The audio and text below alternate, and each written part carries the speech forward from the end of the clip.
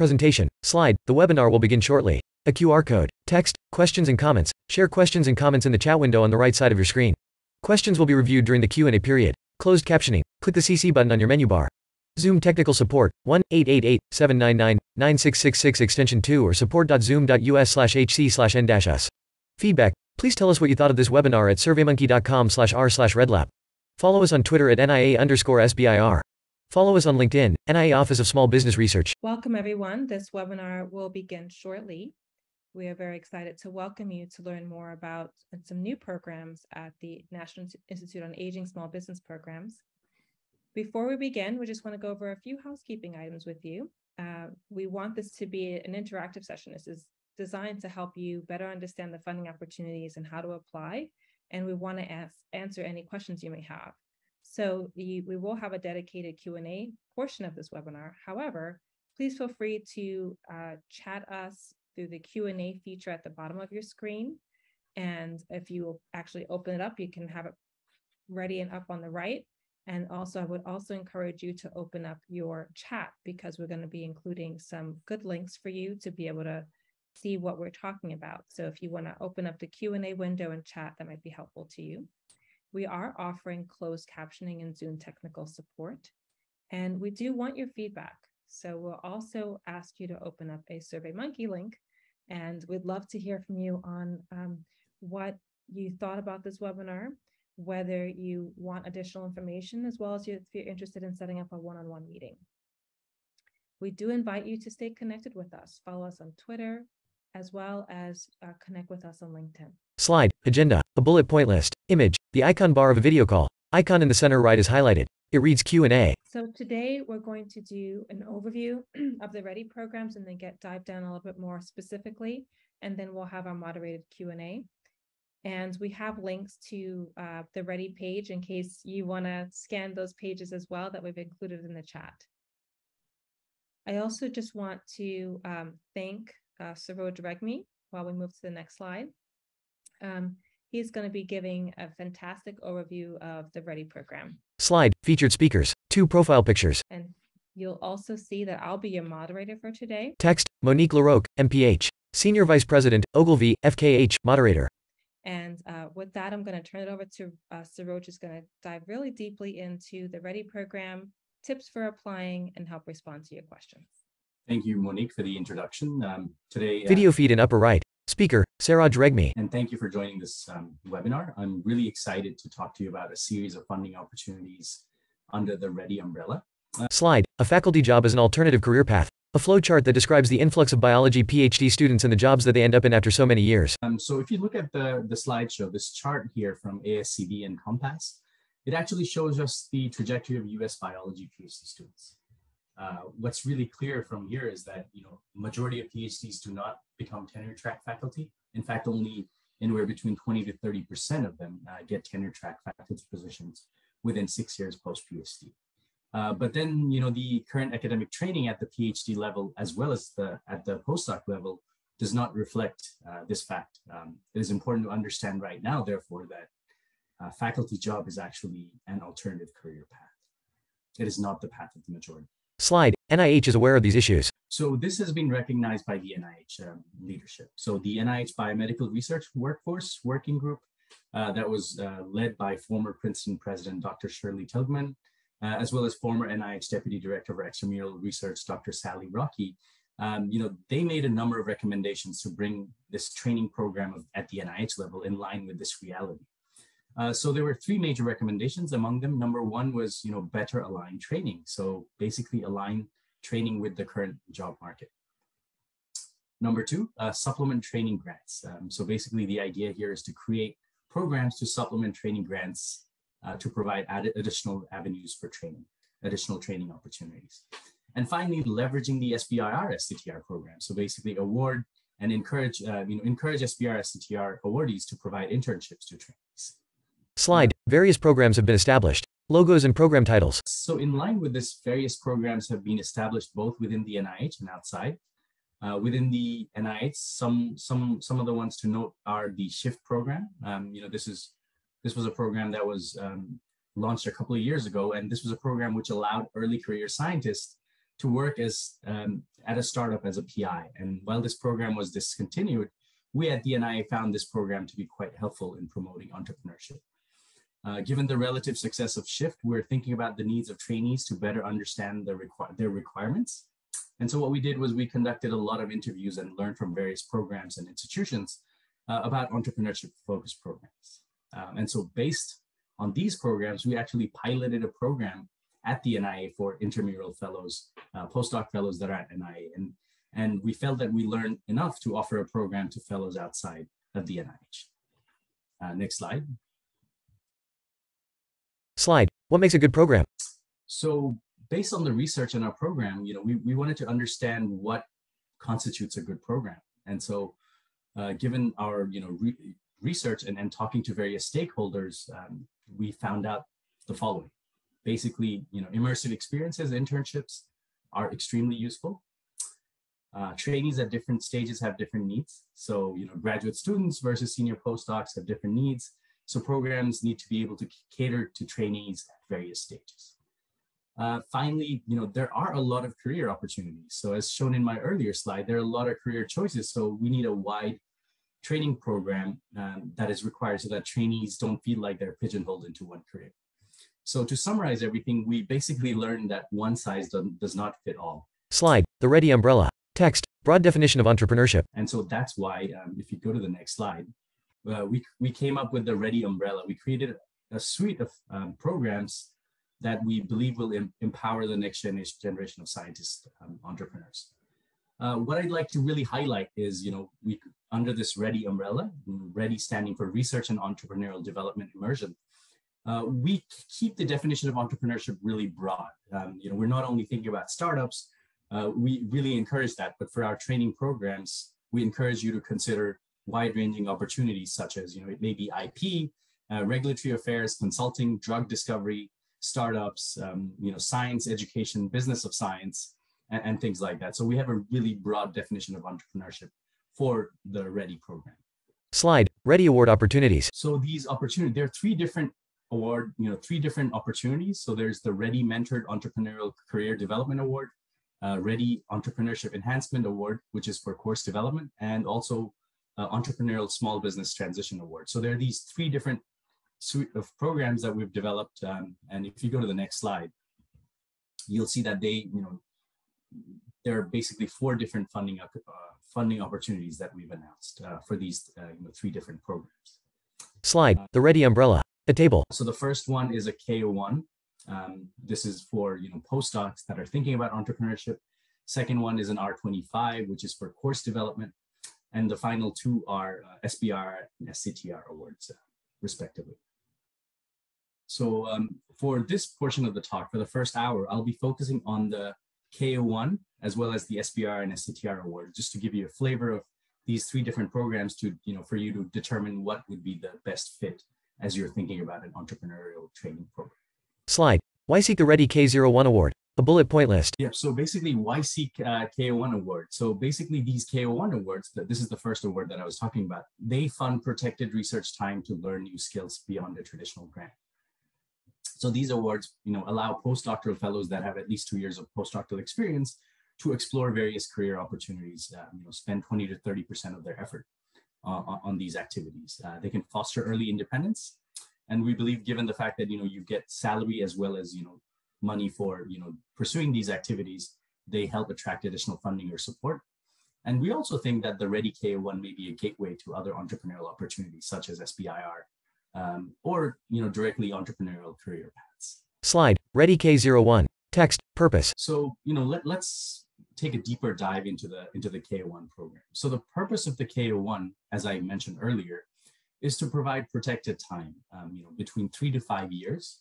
And it's very important that you think about, whether you want to do something for 3 years or 5 years. And we're open to, any of those timelines for a supervised career development experience leading to research independence. So we encourage you to do entrepreneurship training in a field relevant to the mission of the NIA. So the goal is basically you continue doing your research, postdoctoral training, but now you're set aside certain time learning about entrepreneurship in an area that is, within the mission space of the National Institute on Aging, and that would be Alzheimer's disease and aging. So, one of the requisites of the K01 program, because this would be a training program, is that we require that you have two mentors. Requisites. First would be a research mentor, and the second would be your entrepreneurial mentor. So a research mentor could be your, postdoctoral supervisor, could be someone who you can get a lot of, mentorship regarding the research part of your project, and research leader with scientific expertise. And an entrepreneurial mentor could be head of a small business, could be head of an accelerator, could be, someone from a tech transfer office at your institution. We highly encourage that you think about internships, shadowing opportunities, as well as externships. We think, as I alluded to earlier, it is really important, as you're thinking about entrepreneurial training, that, immersive experiences tend to be really useful. We therefore really encourage you to spend time with, startup, local biotech company, foundations, life science investment firms, or any other relevant organizations that you think would be beneficial as you're thinking about your training. SBIR, STTR grant writing can also be considered a part of the training if you think that, after the end of your K01, you're ready to make the jump to an SBIR STTR award. SBIR STTR grant writing can be really useful as well. Eligibility. So in terms of eligibility, I think I did talk about, postdocs that have at least 2 years minimum of postdoctoral experience. We also encourage applications from recently appointed junior faculty. However, they may not have received a prior R01, P01, P50, or any other major career grants. This K01 award is limited to applicants that are citizens or non-citizen national of the US. And also, permanent residents of the US are also eligible to apply. And they would have to be a permanent resident at the time of award. We highly encourage application from individuals with underrepresented racial and ethnic backgrounds, as well as disability. Slide, REDI K01. So like I mentioned earlier, right? So you need to think about that 3 to 5 year time frame, whether you want to do something for 3 years or you would like to, take advantage of all 5 years. In terms of salary, this award affords you $90,000 in salary, and you get $50,000 in training costs. Please note that this is annual. So for every year of your training, you would get $90,000 in salary and $50,000 in training costs. The deadline is November 15th, 2022. And let's, take a little deeper dive into the review criteria. So first of all, we're looking at, the candidate, of course, given that this is a K award. We look at the potential of the candidate for entrepreneurship training. We also want to see the commitment to entrepreneurial training and see if this is a good fit, given their background and their prior history, whether they have the potential and interest in entrepreneurial training. They need to furnish a career development plan. The plan, we want to see whether this is well thought out, appropriate, and whether this will lead to success. Research plan. This will be judged based on scientific merit and relevance, whether they've thought of appropriate methods, they've thought of potential pitfalls in their research plan, and also relevance. Mentor. So, we look at appropriateness of mentors as well. So whether, the two mentors, the entrepreneurial mentor, as well as research mentor, whether they're appropriate, whether they have prior history of, successful mentorship. This will be important. And finally, environment, commitment to training and research facilities. So these are the 5 primary review criteria for a K01. And Saroj, there's a question that I wanted to flag for you. Someone is asking, is this for postdocs only? The K01, yes. The SBIR STTR award not, and I'll talk about that later. But for the K01, this is for postdocs and recently junior faculty. So if you've done at least 2 years of postdoctoral experience and you don't have a prior, awards that I alluded to earlier, then you remain eligible. You cannot have R1s grants or any other major grants in order to be eligible. And then, Saroj, what % effort do you expect a postdoc to dedicate to the work proposed in REDI K01? So the expectation is anywhere between 20 to 30%, but we are cognizant of the fact that there might be certain months and years, where they might be they may be able to do less. So it would really depend on the candidate. As long as there's enough dedicated time, to demonstrate that the candidate is serious about entrepreneurial training. I think that should suffice. And then we're getting a slew of nice questions here. So for the K01, is this a transitionary award where the funding carry over to your independent role when you finish your postdoctoral position? And they're just referencing the K99 and ROO that carries over, or does the funding end when you leave?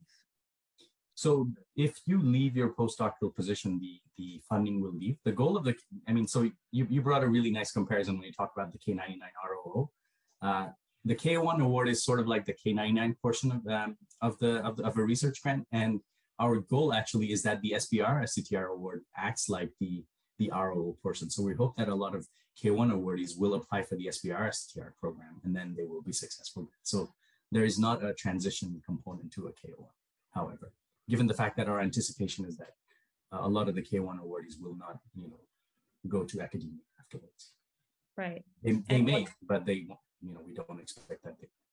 And what about instructors? Are they eligible for K01? Instructors, maybe, if they, it really depends, they can be, but I think, it would have to be on a case-by-case basis. If they have not, gotten, may remain eligible. We can talk about that offline on a one-on-one basis. And a few more, we'll just stick here on K01 since we see there are a lot of questions here. What happens if someone is promoted during the period? So if they are a postdoc, if they remain in the same institution, I think this would again be on a case-by-case basis. So it's hard to have a definitive answer. Okay, so we'll try to go through a few more questions just quickly because I know there's a lot right here, and then we'll go back over and folks will also show you how to do one-on-one meetings for specific questions. But we are getting some folks who are assistant professors who are asking about, when specifically could they be eligible? Can first-year docs be eligible? Maybe if you can clarify on the eligibility component. Slide, REDI K01, text, purpose requisites eligibility. Yeah, so if you go to the slide 16, so 2 slides before this, Monique or Melissa. Yep.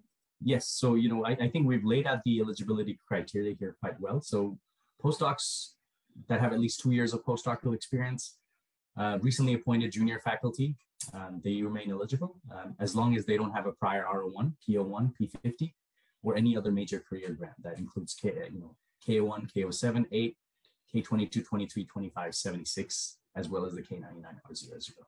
And if they are permanent residents or citizens of the US, if all of these eligibility criteria are met, then they remain eligible. I want to thank the participants for sending questions. We'll take 2 more and then we'll continue with the presentation. It's been nice and interactive. So if someone has an SBIR STTR award now, would they be eligible to apply for the REDI SBIR STTR award?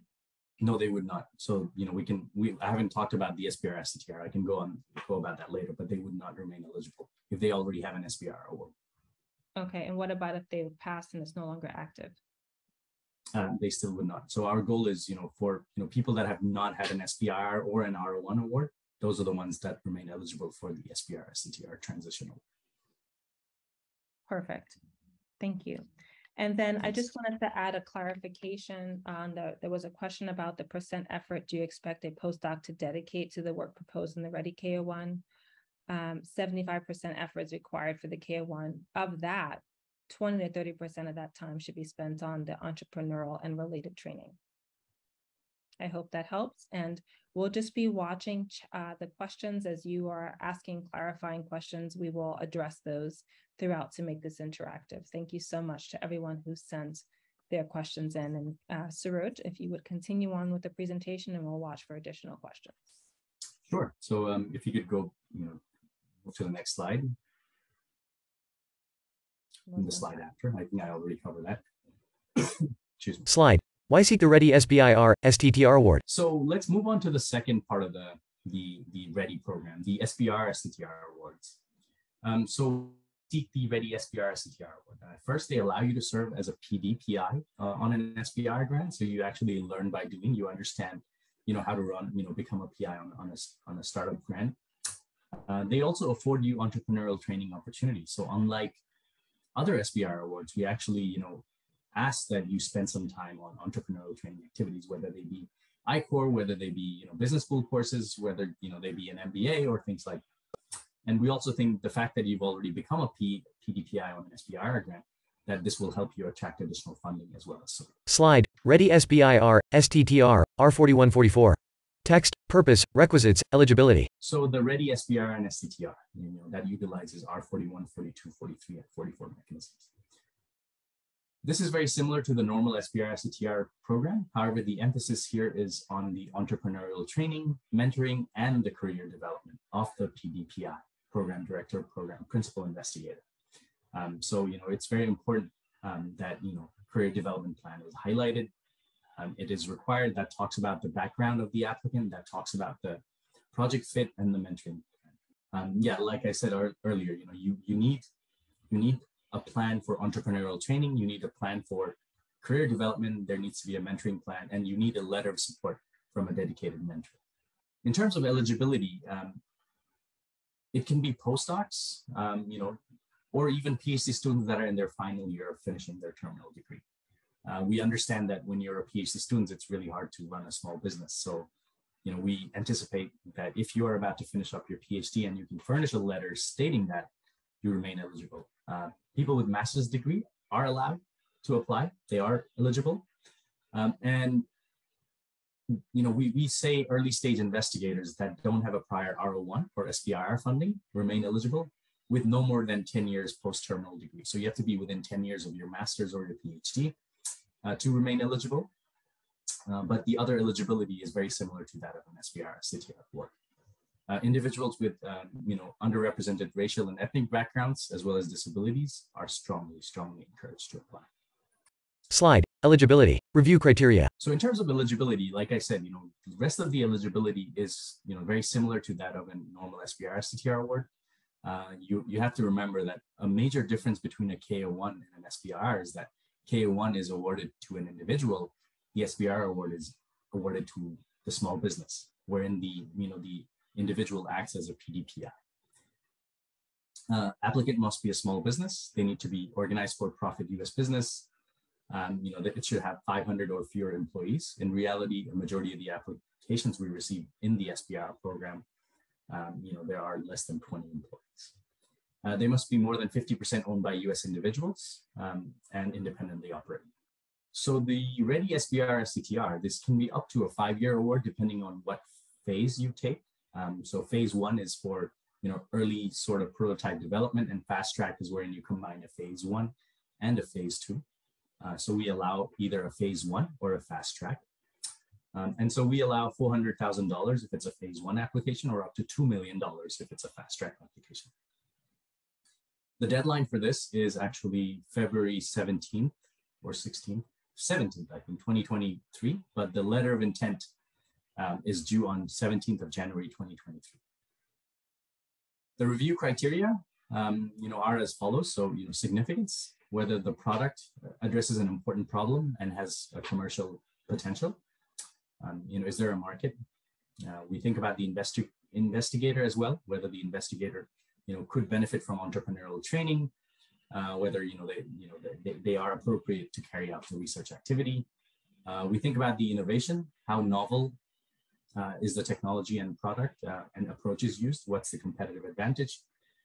Approach, whether the approaches are well developed and appropriate, potential pitfalls addressed. Environment, does the environment contribute to probability of success? Is there appropriate facilities? Is there independence? Is there mentorship? Because mentorship here is a component here as well. And commercialization, is the company's business strategy one that has a high potential for success? Slide, additional requirements. So like I said, the additional requirement here is a career development plan, which should be maximum of 3 pages.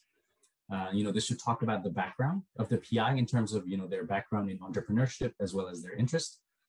It should talk about the project fit, whether the project is a good fit considering the background of the principal investigator. It should furnish an entrepreneurial training and career development plan that should include courses, internships, mentorship, conferences, workshops, and a panoply of other, training modules. Mentoring plan, whether mentoring activities will be performed, what kind of activities will be performed, how frequent will be the meeting with mentors, what that will entail. A letter of support from the mentor is also required in this case. Slide, additional review requirements. And like I said, given that this SBIR STTR is geared towards early career investigators that are interested in entrepreneurship, additional review criteria will focus on entrepreneurship development. How likely is the career development plan? How likely is it that it will enable the PDPI to gain product development knowledge as well as relevant entrepreneurial training? Is the mentorship appropriate? Are the entrepreneurial training programs and facilities appropriate to ensure that the PDPI is appropriately trained? And also, like I said, does the mentor have a strong track record of mentorship? That will be critical as well. Slide, REDI K01 versus REDI SBIR STTR. Text, entrepreneurial readiness, idea readiness. And so, I think if you're thinking about REDI K01 versus REDI SBIR STTR, I think, there are two things you might want to consider, in terms of your background, entrepreneurial readiness, are you ready, in terms of, to make the plunge, to start your own company or to work for a startup. If you are, then the SBIR STTR would be appropriate. However, SBIR STTR application requires company formation and focus on commercialization, right? So the two things to think about is entrepreneurial readiness and idea readiness. So K01 is a better fit for you to explore career opportunities if you want to do that exploring while you remain a postdoc, while you are working in a bench or in front of a computer. I think that might be a better fit. But if your idea is really ready, you're ready to start a company and launch it, then in that case, an SBIR STTR would be a better fit. And if you are unsure, you can always reach out to us, and we're happy to have a conversation and determine what the best fit for you is.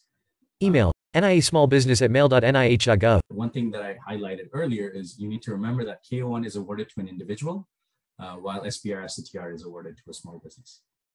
Slide, SBIR versus STTR, a table of comparison. So I just wanted to bring this in just for you to think about, even within the SBIR STTR programs, there's the SBIR program and the STTR program. So if you want to, ensure whether you want to go the SBIR route or the STTR route, this chart here might be useful. So basically, SBIR grants permit that research institution partners with universities, but STTR requires it. So if you want to have a research institution partner, STTR might work out.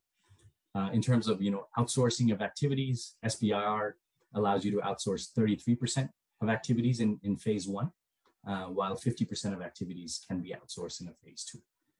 In terms of the STTR, the for-profit small business should conduct a minimum of 40% of the work, and the non-profit US research institutions should conduct a minimum of 30%. So there should be 40% done at startup, small business, 30% at university or in the nonprofit, and you have a little bit of a latitude in terms of who's going to do the last 30%. In terms of eligibility, the PDPI for an SBIR, their primary employment must be with the small business for the duration of the project. For an STTR, an agreement providing necessary IP rights to a small business is required to carry out follow-on R&D and commercialization, and principal investigator must spend at least 10% of their effort on the project. Slide, So, tips for a successful application. I hope this kind of clarified whether you want to go the K01 route or the SBIR STTR route, and also whether you want to do SBIR or an STTR. Yes. Before we go into the tips, I love the interactivity of everyone who's participating, and there are a couple of announcements I just will make because we're getting questions about whether you receive a copy of these slides. We will share these slides after the presentation and a couple of links with you all, so you have time. I know if you may want to analyze the differences between the 3 programs and see which one is the right fit for you and your organization. So look out for that. And there are a couple of questions that relate to the REDI program that people are trying to understand as it relates to SBIR. So if someone is interested in the SBIR REDI program, can the applicant already work in the small business for a couple of years? They could have worked on a small business, but they have to, they have to demonstrate that they benefit from the entrepreneurial training that is required. Reviewers might think that the fact that they've already worked at a startup for a number of years, they may not need that training, so they have to demonstrate that need. That's number one. And number two, they may not be the PI PD on the grants. If they've already become a PI on an SBIR award, then they remain ineligible. Wonderful. We'll take one more question and then move on to the next section. How much does the career development plan weigh in on comparison to the rest of the proposal? It is an important component, so it's one of those review criteria, and so it's really hard to affix a certain percentage or number. But for the SBIR STTR, it is really critical that career development plan is well thought out, and that it helps the PDPI gain independence in terms of entrepreneurship. Okay. Wonderful, thank you. And everyone, please feel free to continue to send your questions. We'll now provide some tips for a successful application and then answer a few more questions for you. Thank you, Saroj. Please continue. Thanks. Slide, developing your first draft. Email, niasmallbusiness@mail.nih.gov. So, one suggestion that I'll make is, as you're thinking about developing your first draft, especially that specific aims page, we're happy to talk to you to discuss your specific aims, to discuss, what might be the best fit, and to provide feedback. So, reach out to us as soon as possible, at least 1 month in advance. I know the K01 application deadline is November 15th, so the earlier you do, the better. And there is still some time with the SBIR STTR ones, but reach out to us. Don't wait till the last minute, and talk to us. And you can reach out to us at niasmallbusiness@mail.nih.gov. Slide, think about the scientific fit. So the other thing that you need to think about is the scientific fit. So the NIA has 4 research divisions, and you need to think about whether your proposal fits in and aligns well with the mission space of the National Institute on Aging. So the 4 divisions are Division of Aging Biology. This division provides a basis in basic biology for preventative and interventional strategies to increase resilience and extend healthy aging. There's also the Division of Behavioral and Social Research, which supports research as well as training on aging processes, both at the individual as well as societal levels. There's the Division of Geriatrics and Clinical Gerontology that supports research on health and diseases in older adults, and also looking at health outcomes as with human lifespan. And there's the Division of Neuroscience that focuses on neural and behavioral processes associated with aging brain, with a particular emphasis on Alzheimer's disease. Alzheimer's disease is one of the highest priorities of the National Institute on Aging. Slide, review NIH Reporter. Image, a section of a website. Text, NIH Report Reporter. Quick search, search reporter. The other thing that you can do, the fact that these awards, the K01 and SBIR STTR awards, these are in their 2nd year now. These were launched last year, and so you can actually go to NIH Reporter and see what kind of applications were funded. That will enable you to learn a little bit more about the research space that we funded in the past. It's a really nifty tool, and so I highly encourage you to check that out. We also have sample applications for SBIR and STTR applications. Some portion of that might be useful as well as you think about your SBIR STTR applications. Slide, SF424 Application Guide. Image of web browser, a search bar. Text, use Control-F keyboard search on this document. That's what I do. So another trick is the SF424 application guide. This is a great resource, and you should use this guide if you have any questions about the submission process. You'll be able to do a keyword search on the document and clearly understand the application questions. What I will highlight here is that the SF424 is going to be different for K01 and SBIR. So, for career development instructions, there'll be a different form. And for SBIR STTR, there'll be different forms. There are also annotated forms that are available that again differ based on whether you're going to go the K01 common route or the SBIR STTR route. But annotated application forms are really useful. They lay out how the application form looks like, and also help you understand what each question needs. Slide, start early. Start early. That's something that I highly recommend. You don't want to wait till the last minute. Strong proposals take time to develop.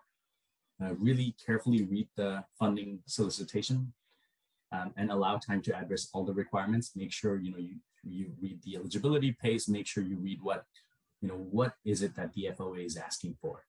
and gain access to equipment, facilities, and other resources, as well as letters of support from collaborators, as well as mentors wherever appropriate, depending on the award. Follow the SF 424, application guideline, and think about these registrations. So, for SBIR, there are these mandatory registrations that you require, and there are also other requirements for K01, such as the ORCID ID. So you need to be thinking about all of these requirements, get them out of the way so that you have enough time. Slide, schedule a one-on-one, a calendar, a QR code. And, I'm happy to talk to you about the K01 and SBIR STTR opportunities, as long as, and you can schedule a one-on-one with me. I encourage that you first email me at NIA Small Business so that we can talk about, if there's something that I can answer via email, I think that might be the faster route, but I'm also happy to do a one-on-one with you. I'm available via Calendly, and I think my Calendly link has just been shared in the chat, but I'm always happy to talk to you about any particular questions that you may have. With that, I think I'm happy to take any questions. Slide, questions, image, the icon bar of a video call. Icon in the center right is highlighted. It reads Q&A icon. A figure raises their hand. Thank you, Saroj. And perhaps you want to give a heads up before we get started with the Q&A about what you'll be covering at around the 1 o'clock hour, in case there are folks who want to stick on for that. Yeah, definitely. So, from 1 hour to 2, I will be covering the REDI R25. These are institutional grants. These are awarded to educational institutions, nonprofits, as well as for-profits that are developing coursework around entrepreneurship. The goal here is to train PhD students, postdocs, and undergraduates in entrepreneurship. So if that's of an interest to you, stick around for that 1 p.m. presentation. Wonderful. Thank you. Thanks. A couple of questions that relate to the program overview, specifically trying to understand the difference between SBIR CTR versus the REDI version of it. So the person is asking, do they understand that the application is basically a standard SBIR CTR proposal with an added REDI section? So the REDI is not a supplement to an existing SBIR, is that correct? That's right. Yeah. So the application process is very similar. I mean, like I alluded to earlier, I think the only difference is, furnishing that 3-letter, 3 pages of, career development plan, mentorship plan, letters of recommendation from your mentors. That highlights the major difference. The other thing is also, in terms of budgeting, you can budget, expenses for entrepreneurial training of the PDPI in the REDI SBIR program, as opposed to the normal SBIR. And we often hear from folks who are trying to understand what is more likely to be a winning proposal. So does one have an impact on the ability to be a successful applicant? Could you rephrase that? Yeah, so if someone chooses to submit a REDI proposal, does it give them any winning advantage over just submitting straight to SBIR? And how will they be evaluated differently? That's a great point. And I think I should have highlighted that better during my presentation. But the major difference here is, if you apply to the SBIR STTR application, you're competing with all the SBIR STTR applications. For the REDI, you are competing with other early stage applications that are within 10 years of their terminal degree, number one. Number two is that the review process will happen in-house. And so, these two advantages are, you have for the REDI application. And so you are competing with, cohort that is within 10 years of the terminal degree. Thank you, Saroj.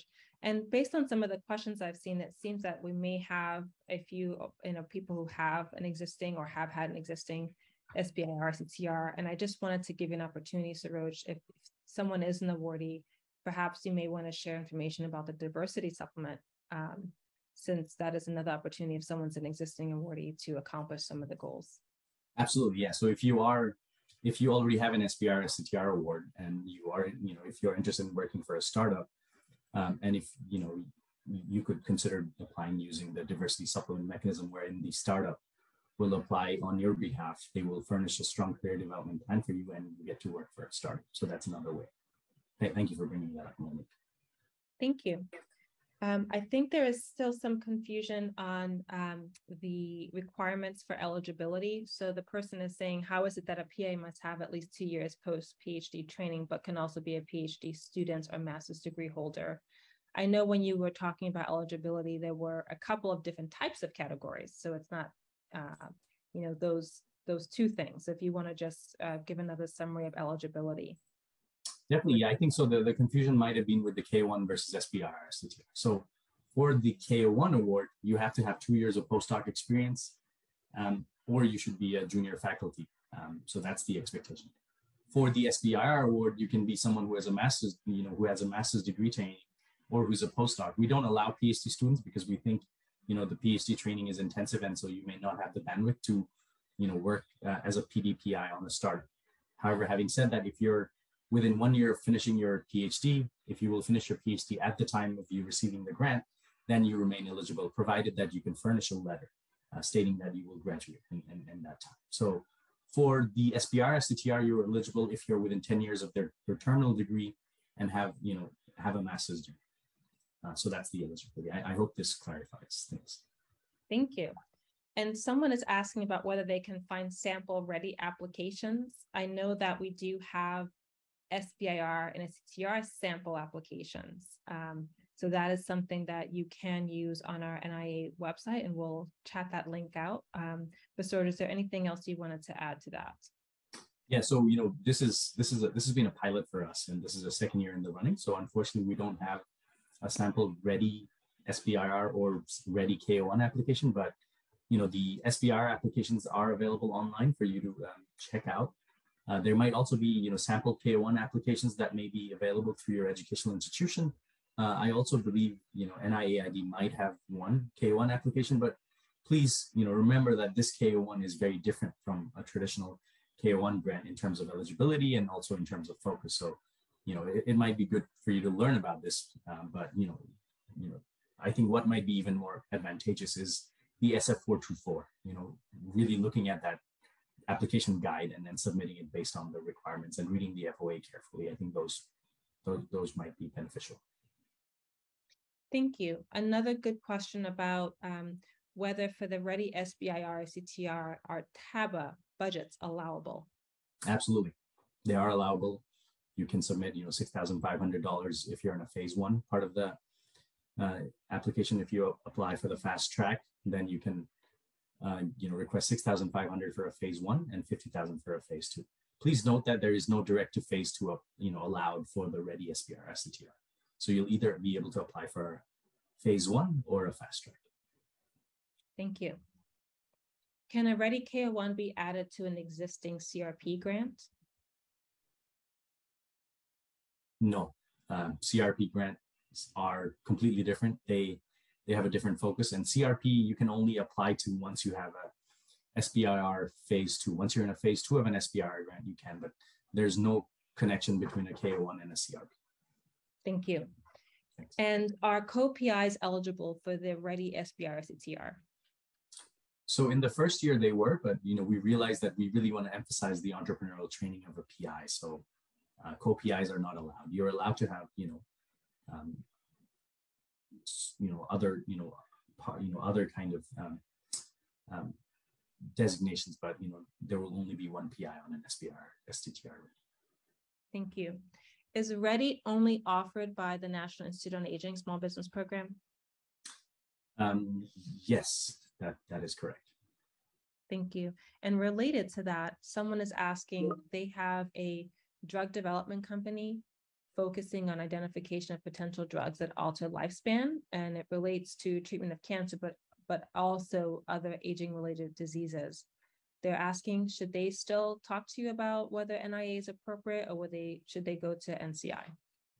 Yeah, so NCI has a different version of the transition award. I think they have a STTR fast track.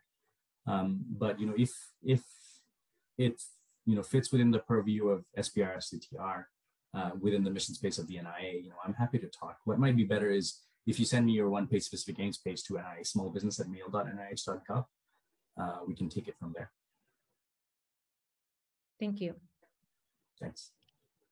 Related to how NIA is set up, Do the 4 research divisions furnish 4 separate REDI K01 review committees? No, once we receive, one of the beauties of the REDI K01 is that once we receive application from you, and that's, based off of that, we have an in-house. So the NIA, the scientific review office within the NIA actually will assemble a panel of reviewers based on the application. And so we really have, I think, a REDI focused review panel, but that happens within the NIA. I hope that answers your question. It does, thank you. You encourage diverse applicants to apply. The question is, how does disability of the applicant factor into the application of either grant, and how can that information be safely submitted and reviewed? So, I mean, I think, you can talk about, your background, especially with a K, I think it's very easy to do that. But, if prior, examples, so last year when we launched this program, we're surprised by the number of, diverse applications, as well as number of, successful diverse applications. So I think we're quite positive in that, we will be able to, afford this award to a lot of diverse individuals. Thank you. This is an example of a university. At Emory, they have an entrepreneurial incubator. Theirs is called Hatchery, and it focuses on undergraduate student entrepreneurs. How can REDI be used to support undergraduates, if at all? That's a great question. And so, I will be talking at 1 p.m. about the R25 portion of the program. And I think, that might be an avenue for the Hatchery to pursue, especially if they can also cater to PhD students and postdocs. I think that might be a nice, nifty way of being able to support entrepreneurial training of PhD students and postdocs. And can you comment about whether recipients are able to take classes at business schools affiliated with the university? And absolutely. They are. We allow them to take classes. Some of them have even considered doing an MBA. Perfect. And are the courses usually covered by the department hiring a recipient, negotiating the contract? Are there any specific, things they have to consider when they're trying to do that kind of approach? Yeah, so, I think a couple of things to consider is, your workload, right? I mean, whether, you get a letter of support from your mentor suggesting that you have, that bandwidth to carry out whatever it is that you want to carry out, especially for a K1, that becomes important. And, so you need to think about your workload. And the other thing is, for a K01, we provide up to 50,000 of that cost. So, that, partially can go into that, business school class course expense. It is up to you how you, suggest what kind of activities you wish to pursue and how that will strengthen you. I mean, if you also have to justify that you need that business school course to carry out what you want to carry out. So, it all depends on you and your stage and the relevance of the training. Wonderful. I just want to say I appreciate all the questions. No question is too small or too big. We're here to help you be successful and to figure out which program you should apply for. We have a few more questions, Suraj, and thank you. I was just giving you also a little rest there. But I would just also encourage people to open the feedback form because we'd love to hear from you more on what additional information are you looking to gather to be able to apply. What if you're finding that it might be challenging to apply, what are those barriers for you? Help us understand what it would take for you to be successful and actually submitting an application. We want to be here and help you. And also please do, seriously consider scheduling a one-on-one meeting. We find that these questions are very helpful and you might have specific things that you need help better understanding and talking about one-on-one. So Suraj, for the K01, can you also comment on the MD PhD eligibility for folks who are residency or fellowship trained? Absolutely. So they are eligible. We have actually, I think, in the past, we have awarded a K01 to an MD PhD. Slide, reach out, email, saraj.regmi@nih.gov, a QR code, logo, REDI, Research and Entrepreneurial Development Immersion. Wonderful. So a couple questions about mentorship now. So for the REDI SBIR CCR, is the mentoring plan for that of entrepreneurship? Do they need to consider mentoring in another fashion? So, STTR will, for that, the, mentorship will be very entrepreneurial focused. So, entrepreneurship training of the candidate, regular discussions, coursework, workshops, I-Core training, things like that. But it has to be entrepreneurially focused. And for mentorship, does it mean that a participant has a mentor assigned to them, or the applicant is the mentor to non-participants? So for mentorship, for the K01, you're required to have two mentors. So the K01 applicant will have two mentors. One will be an entrepreneurial mentor. One will be a research mentor. So both of these will provide guidance to the applicant as they're thinking about entrepreneurial training. For the SBIR STTR, they will require one entrepreneurial mentor who's going to provide guidance. So the applicant will be the PDPI, principal investigator, and they will be mentored by someone who's senior, who's had a lot of experience in entrepreneurship and has a successful track record of mentorship in entrepreneurship. Thank you. We're getting some very specific questions about different kinds of funding opportunities for the development of an AI-based tool. I'm going to encourage you, for those kinds of very specific questions, I would encourage you to reach out to Saroj directly and then discuss more about your questions and what is the right thing to apply for and when. Yeah, I think, email me at nismallbusiness@mail.nih.gov and we can talk. But what you mentioned, I think that AI/ML tool, I think you mean the contract topic. So, you can apply to the contract topic and also, to the REDI SBIR STTR if you have not become if you remain eligible for REDI, but, you need to have different you cannot have the same scientific premise for both. There needs to be, different projects that you apply for. You cannot double dip in essence. Thank you, Saroj. Again, if you want to learn more about the institutional opportunities, please stick around and we will share these slides. Please also use this QR code to visit some of the links. We'd love for you to sign up for our funding opportunities that come to you via email. And you can also follow us on LinkedIn and Twitter. I'm just watching to see if there are any more questions, Saroj, and then we'll take a quick pause and then reconvene at 1 o'clock on the same link.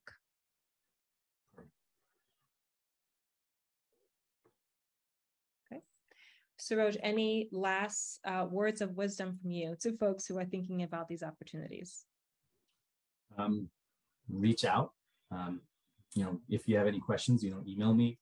I'm happy to do one-on-ones, but there's not a lot of time. So think about that application. Think about all the requirements for application. Make sure you have all the registrations and things like that knocked out. And if you need to talk to your postdoc supervisor, have that conversation early so that you're set and you don't wait till the last minute. That's a good point, especially if you're thinking about the SBIR STTR. You do need a good amount of time to apply. And there are some really good tips. We shared the fact sheet that we have on all the registrations that are needed. Well, thank you everyone for joining. If you want to stick around to learn more, Saroj, perhaps just give a quick preview of what we're going to cover in the next 2 minutes. Yeah, so I'll be talking about the R25 for educational institutions for coursework in entrepreneurial training. So stick around if that's of an interest to you. Thank you.